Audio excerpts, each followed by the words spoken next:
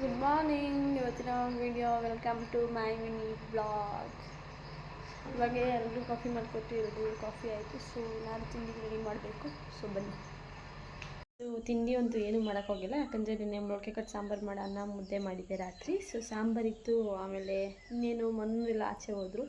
So ಇನ್ನೇನು waste ಆಗುತ್ತೆ ತಿಂಡಿ ಏನಾದರೂ ಮಾಡಿದ್ರೆ ಅಂದ್ಬಿಟ್ಟು ದೋಸೆ ಸಂಪಳ ಬೇರಿತ್ತು, ಫ್ರಿಜ್ಗೆ ಇಟ್ಟಿದ್ದೆ. ಸೊ ಸಾಂಬಾರಿತ್ತು, ಅದಕ್ಕೇ ಅಕ್ಕಿಗೆ ಅನ್ನ ಕೂಗಿಸಿದ್ದೀನಿ. ಅದೇ ಇವತ್ತು ತಿಂಡಿ.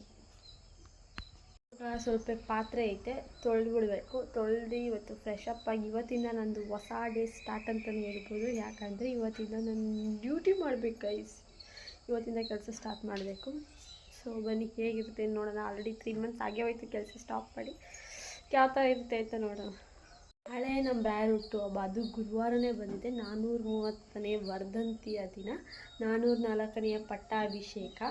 ಸೊ ನನಗಂತೂ ಫುಲ್ ಹ್ಯಾಪಿ. ನಾಳೆ ಫುಲ್ ಜೋರಾಗಿ ಪೂಜೆ ಮಾಡಬೇಕಂತ ಅಂದ್ಕೊಂಡಿದ್ದೀನಿ. ಹಂಗೆ ಮಾಡ್ತೀನಿ. ಸೊ ಹಂಗಾಗಿ ಇವತ್ತು ಹೂವು ಎಲ್ಲ ತರಬೇಕು ಅಂದ್ಬಿಟ್ಟು ಮದ್ದೂರಿಗೆ ಹೋಗೋಣ ಅಂತ ಪ್ಲ್ಯಾನ್ ಮಾಡಿದ್ದೀನಿ. ಸೊ ಮನು ಎಲ್ಲ ಆಚೆ ಹೋಗಿದ್ದಾರೆ. ಅವ್ರು ಬಂದಿದ್ದ ಕೂಡಲೇ ಬೇಗ ಬನ್ನಿ ಅಂತ ಹೇಳಿ ಕಳಿಸಿದ್ದೀನಿ. ಹೂವೆಲ್ಲ ತರಕ್ಕೆ ಹೋಗೋಣ ಅಂತ ಪ್ಲ್ಯಾನ್ ಮಾಡ್ಕೊಂಡು ಮದ್ದೂರಿಗೆ ಹೋಗಿ.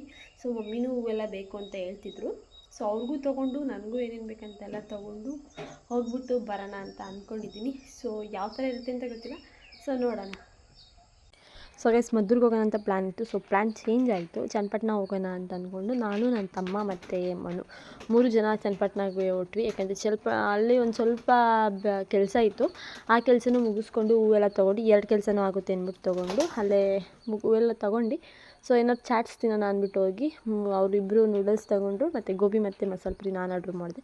ಸೊ ತಿಂದ್ಕೊಂಡು ಜ್ಯೂಸ್ ಕುಡ್ಕೊಂಡು, ಸೊ 2 ಜ್ಯೂಸ್ ತೊಗೊಂಡಿದ್ದು, ಆದರೆ ನಾನು ಬೈಟು ಕುಡ್ಕೊಂಡೆ. ಜ್ಯೂಸ್ ಕುಡಿದು ಇವತ್ತು ಈ ವ್ಲಾಗ್ನ ಏನು ಮಾಡ್ತಿದ್ದೀನಿ. ಓಕೆ ಬಾಯ್, ನೆಕ್ಸ್ಟ್ ವೀಡಿಯೋದಲ್ಲಿ ಸಿಗೋಣ.